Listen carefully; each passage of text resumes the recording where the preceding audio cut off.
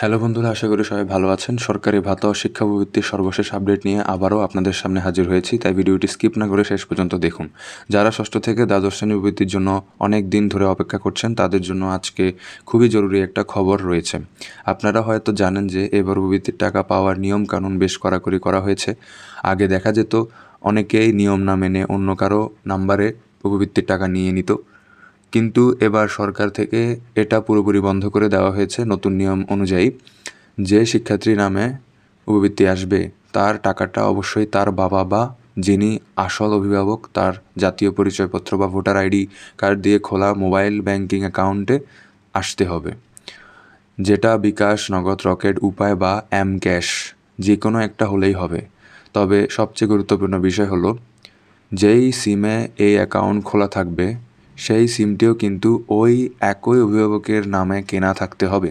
অর্থাৎ আপনার বাবা বা মায়ের আইডি কার্ড দিয়ে সিম তোলা থাকতে হবে এবং ওই একই আইডি কার্ড দিয়ে মোবাইল ব্যাংকিং অ্যাকাউন্ট খোলা থাকতে হবে।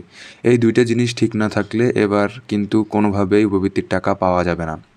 প্রধানমন্ত্রী শিক্ষা সহায়তা ট্রাস্ট থেকে এই বিষয়ে একটা চূড়ান্ত নোটিশ দেওয়া হয়েছে। নোটিশে বলা হয়েছে যে সকল শিক্ষার্থীর অ্যাকাউন্ট এখনও অভিভাবক এনআইডি দিয়ে সঠিকভাবে যাচাই বা ভ্যালিডেশন করা হয়নি, তাদের জন্য সফটওয়্যারে তথ্য আপডেট করার একটা শেষ সুযোগ দেওয়া হয়েছে।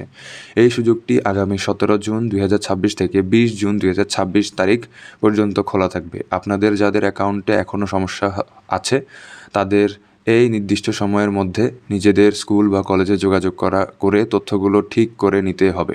যদি 20 জুনের মধ্যে আপনারা এই ভ্যালিডেশনের কাজ শেষ করতে না পারেন তাহলে কিন্তু আপনাদের উপবৃত্তি পাওয়া একেবারেই বন্ধ হয়ে যাবে, কারণ সরকার এবার এই বিষয়গুলোতে জিরো টলারেন্স নীতি গ্রহণ করেছে।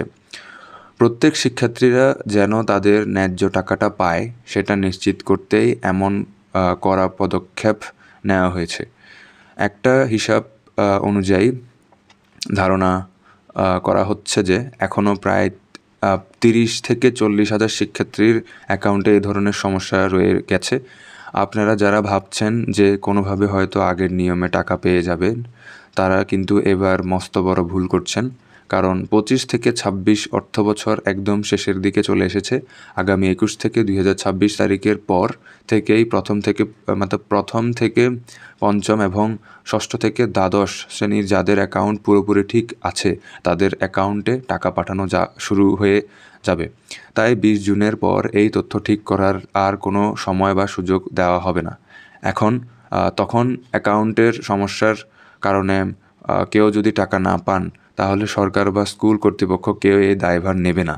তাই আমি আপনাদের বারবার অনুরোধ করব, আপনারা একটুও দেরি না করে এখনই আপনাদের অভিভাবকের আইডি কার্ড, সিম এবং মোবাইল ব্যাংকিং অ্যাকাউন্টের তথ্যগুলো মিলিয়ে দেখুন সব কিছু ঠিক আছে কি না। যদি দেখেন কোনো সমস্যা আছে তাহলে দ্রুত আপনাদের শিক্ষা প্রতিষ্ঠানের শিক্ষকদের সাথে কথা বলুন এবং এটা সমাধান করে নিন।